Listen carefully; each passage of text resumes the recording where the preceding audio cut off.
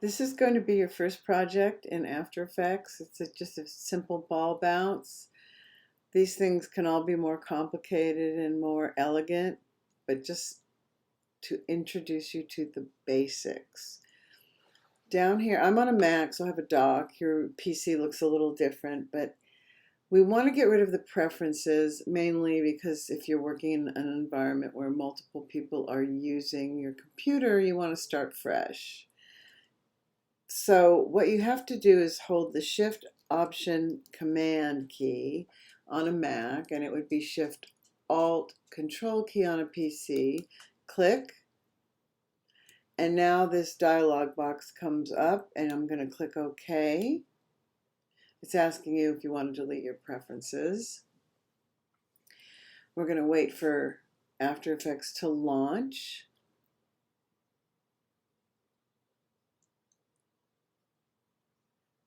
Doo-doo-doo. There we go. There we go. And this is the interface, but there is a splash screen that comes up, and it takes a beat for it to arrive for some reason. There we go. And if you've been working on multiple projects, you can see a preview of them. All of the Adobe programs seem to have this kind of screen. We're going to use it to make a new project. There's tutorials and various things, but I'm just going to make a new project.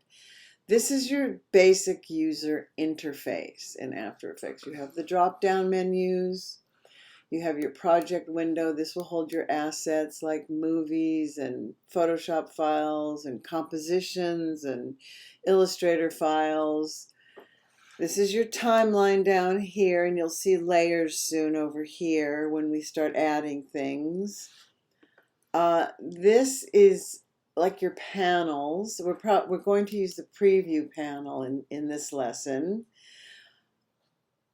And these are various things that we're going to explore. Some are important, some are less important. There are some tools here that'll be lit up soon, and your drop downs. I think I already said that. All right, so we're going to make a new composition. New composition. I'm not going to name it here because I want to show you a way to name things in After Effects. It's a little different than some of the other Adobe programs. Here are presets. This is the preset we're using, HD, high def, TV, 1080, 29.97 is the frame rate, which can be changed. That's pretty much TV. The width is 1920 pixels, 1080 pixels height. Square pixels, frame rate I already said 29.97. Down here is what's most important, duration. We don't need, it defaults to 30 seconds. I'm going to highlight seconds, the 30, and make it 05, because it goes hours, minutes, seconds, and frames. And here's your classic colored chip color picker. I want it to be white, not black, so I'm going to click it. There's your color picker. I'm going to slide into the corner to get pure white, which the index number is 6Fs, and here's the RGB numbers, which are 255, 255, and 255. Click OK here, and then click OK here. There's your composition, and now you see you have something in the project window. Your first asset is your composition. Now, notice the way it flipped back and forth. That's because I have a very sensitive mouse. And that may not be a problem with PC people, but it is a problem on my Mac. So what I have to do is I usually take my index finger and just, you see, if I move it left and right, it moves what's inside here. You can open this up, but if you've moved too far that way, it's not going to help. So just remember, your mouse is fairly sensitive, and you can, just like in other programs, you can change the size of the windows. So I have to get back here where I see Comp 1. I'm going to highlight that. I want to change the name. you have to hit return or backspace, I believe, on the PC to change the name. You cannot double click. Double clicking in After Effects does something different. We'll talk about that later. I'm going to hit return on the Mac, and I'm going to just call this bounce. And hit return. So now, if you look down here, we've got the composition. Since there's only one composition, you don't see multiple layers yet. You see it in your assets window or your project window. Things can be together, just stacked together, just like in Photoshop and Illustrator. We'll get into that too. We are going to make our ball here in After Effects. We could bring one in from another program, but we're going to start out by doing that. So up here, these tools here, there's a shape tool. Once you click it, it brings up fill and stroke. Now if you want to change the color, you click on the color part of it. If you want to change it in other ways, like we don't want a stroke, so I'm going to click the word stroke, and then this sort of universal symbol of a red diagonal line will now go through here. The fill, though, I want to change the color. I want to make it purple, so I clicked it. Here's your hue slider, so I'm going to get into the purpley range. There we go. I'm going to get a darker purple and click OK. So now I don't want this to be a square. I want it to be an ellipse. So I'm changing it to an ellipse. I'm going to draw a circle right here. Hold the shift key to make it a perfect circle and let go.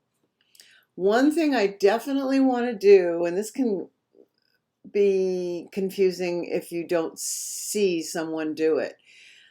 I have a very sensitive mouse, by the way, so you're going to see this. I go back and I fit it back in screen. Down here at the bottom are different things that you can use to look at your composition also. So this is a straight-on view. Now I want to put the anchor point, this anchor point, in the middle of this so that when I make the bounce, you can see your path, the path of the motion. So sometimes when you switch to another tool, that anchor point disappears. And it's like, well, where is it? You have to go somewhere, like click back on the shape layer. Then you've got this tool that is anchor point or pan behind. Now you can see it. You can move it to the center. There we go, pretty much. And now I'm going to get the arrow tool and move it outside of the frame, because we're going to start outside of the frame and end outside of the frame. Here's the shape layer. I want to rename that. I'm going to hit the return key. If you're on a PC, it's backspace. And I'm going to call it my purple ball, rather, there. Something that's really important to be aware of in After Effects, there's so many options that because this is what's called a shape layer, there's something called contents, and then there's the ellipse, and if you spin down that arrow, there's a transform ellipse. We're not doing that in this exercise. Transform properties come up in most layers. That's what we're going to use, is the transform properties, and this is what they are. We're only going to use position and scale in this particular exercise. There are keyboard shortcuts. They're pretty intuitive, except for opacity is a T because the O is used for something else. But we're just going to use position and scale. So I'm going to hit the P, and that will bring up the basic position keyframe. It won't bring up the added one for the shape layer. I want to add a keyframe.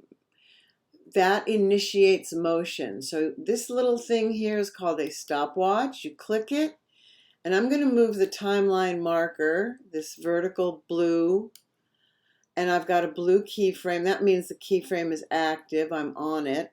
Hit the home key on the keyboard. if I just start moving the position around, notice the position's moving around, up and down, back, it changes the position that you're on, of the keyframe you're on.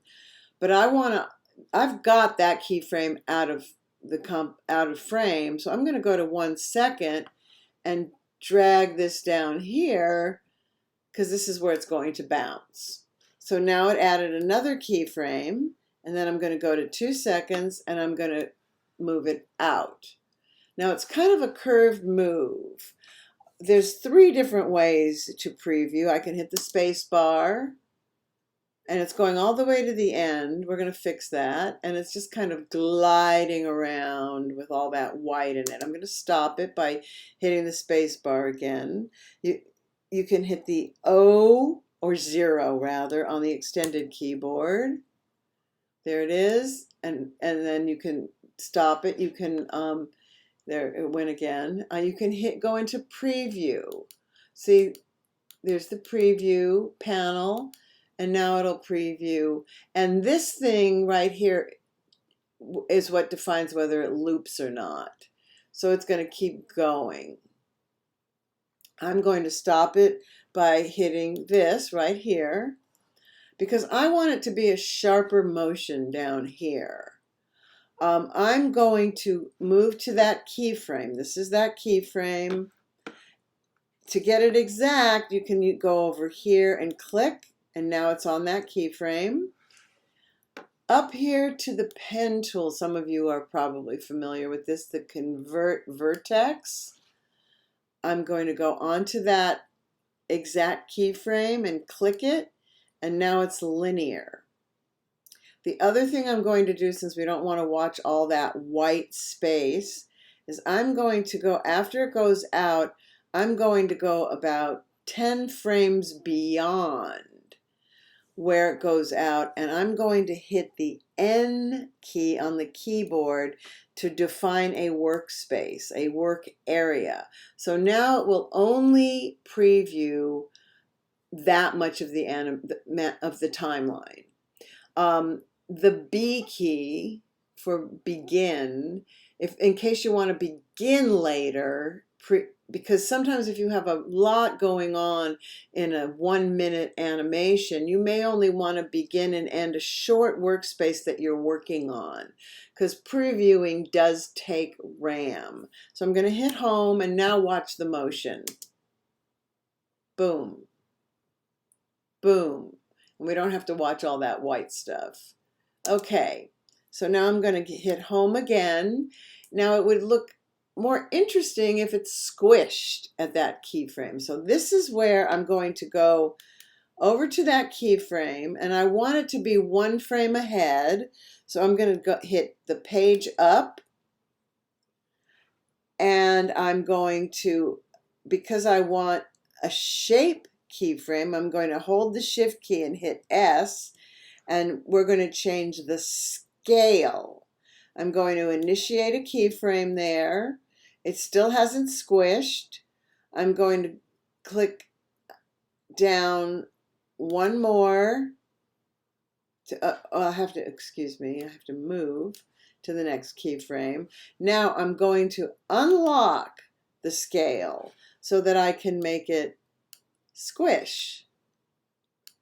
And now I actually need it back to a perfect circle. I know this one is the perfect circle, the first one. So I click over there, it's dark blue, Command C to copy. Now I'm going to go 1 frame past the squish and paste. Now I'm going to hit the home key, and since we have defined a work area, we're only going to view this. Now watch. Boom. Boom. So it squishes. Boom. All right. So we have our work area. We really don't need the rest of this. So I am going to go up to composition and say trim comp to work area. So now we've only got pretty much 2 seconds, 10 frames. It's a little slow. So I think what I'm going to do is, rather than have this happen at 1 second, I'm going to go to 20 frames. I'm going to grab these keyframes and move them up Oops. See, they all move when they're all selected. And let's see, let's hit home. And it goes to 20 keyframes. So I'm going to move it to from 20 keyframes over to 1 second and 10 frames. I think that looks about right. But that is where I'm going to click off to only select this keyframe. There are other, again, more sophisticated ways to do everything. So now I've got that motion happening faster. Let's see what that looks like. Let's hit the space bar. Yeah, I think I like that better. Okay. So I'm going to change the duration of my composition to 2 seconds because I'm going to want a little bit of time at the beginning and a little bit of time at the end. So I'm going to hit N. That's the end's the work area. I'm going to go back up to composition, trim comp to work area again. But this time I'm going to grab all of these and move them down so that I have a little bit of white at the beginning and a little bit of white at the end. It looks like I have more white at the end, so I'm going to move. You can also move your work area in like this. So I just want a few frames. I'm at 16, I'll go to 24. I'm at almost at 2 seconds. Let's see, let's trim the work area. There, that doesn't look too bad. There's some at the beginning and some at the end. So let's hit home and hit the space bar. That's pretty good. That way it gives your editor, which might be you if you're working with Premiere or Avid, some room if they need to fiddle around, if they need some more room between clips or something like that. So that's pretty much your first exercise. The only other thing I'm going to add, which they wait a while in your book, there will be other exercises that are not in your book. So don't just look at the tutorial number, look at the assignment number, because this is assignment 1. The next thing you're going to do is tutorial 1. So what I'm going to do here is show you how to render or make this into a movie. Under composition, you go to add to render queue. There we are in render queue. We haven't specified the output. You must check this because whatever project you were working in last, that's where it's going to go. So I'm going to click here and I want you to, I've already made a folder called Bouncing Ball and I'm going to add my last name and my first initial or first name and then an underscore. This is a good way to name your stuff. So I'm going to save it. Now I haven't even named the project, which should have named it way earlier. I'm going to save as. Same place I'm going to save the project. I'm going to put my last name, my first name, underscore, ball, bouncing. And that extension .aep is After Effects project. I'm going to save it. And lossless means there's no compression. And I am going to render it. And all I have to do is click render. And it's rendered. If you want to look at it, we could have brought it in here, but I preferred to have you see it with QuickTime or Window, I believe. Window Movie Player is what the PC has. I'm going to After Effects, hide After Effects, and go to Bridge. And I happen to be in my Bouncing Ball folder. I'm going to double click the movie. It's converting it to a QuickTime. Oops, it's thinking. It's doing its thing. Let's see if it'll do it now. And there we go. And there's your movie. All right. There's your movie. Okay, and so you're going to turn all that in. I'm going to delete. I'm not deleting the movie. The movie's still in here. You will have an assets folder in here also.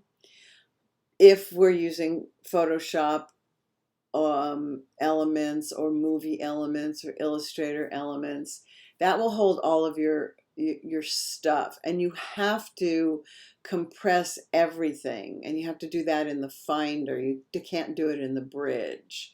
So I can actually highlight, I believe, both of these, and I think it says on the Mac it says Reveal in Finder. I'm not sure what it does in the PC, but I highlight both, and then I right click and compress, rename and compress two items. I'm just going to compress them. They're going to say archive, and then I'm going to put my name on it again with, I know this is redundant, Jostle Karen Ball. And that's what I'm going to upload to Canvas, to the assignment. And that's your first assignment. Very good.